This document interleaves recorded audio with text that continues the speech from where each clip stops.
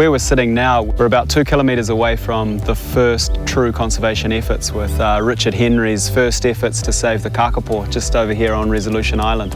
It's amazing 110 years later to have a type of technology that would have changed his life.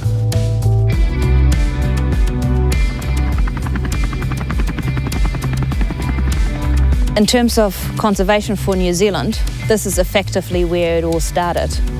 10 years ago, I used to come on here and maybe a couple times a season hear them and maybe be really lucky and see some mohua or a saddleback.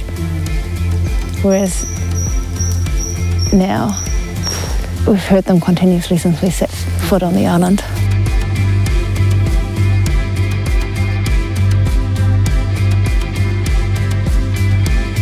Richard Henry's been like a hero of mine for a long time, and to come to Resolution Island and go to his homestead and then be a minuscule part of this huge effort to try and do something really amazing.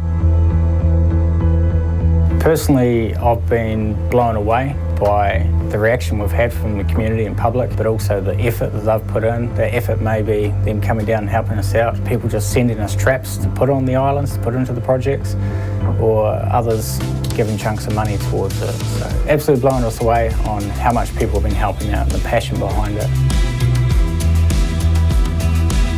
For us personally, it's really special to see clients step on board as clients, but then understand what we're actually doing, how the project works, getting their hands dirty on the ground, doing the work, to then take them to places where that work has been taking place for a long time, like Anchor Island and Pigeon Island.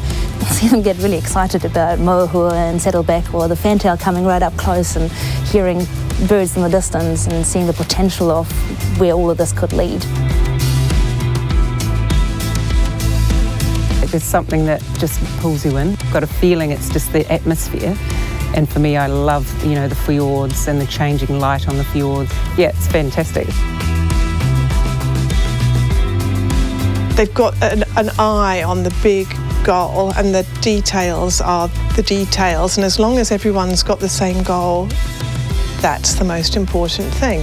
That's actually changing things. Brilliant, really brilliant. And for me as an artist, even more exciting to just be in this beautiful playground of glorious inspiration that will travel with me for a very long time. The project has come a long way from sitting down to a coffee talking about what we could possibly do to now have a complete network on Indian Island and starting to have that network on Long Island as well, protecting things further. The one thing I keep coming back to is that anybody can do something in their way.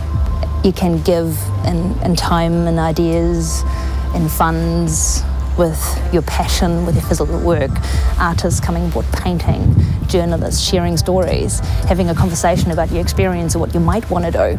That's how all those things start. If you're passionate about looking after ecosystems in your backyard or in New Zealand anywhere, don't just think about it, talk about it. You never know what will happen. And if you want to be active and get involved to push these projects further, then just get in touch and make it happen.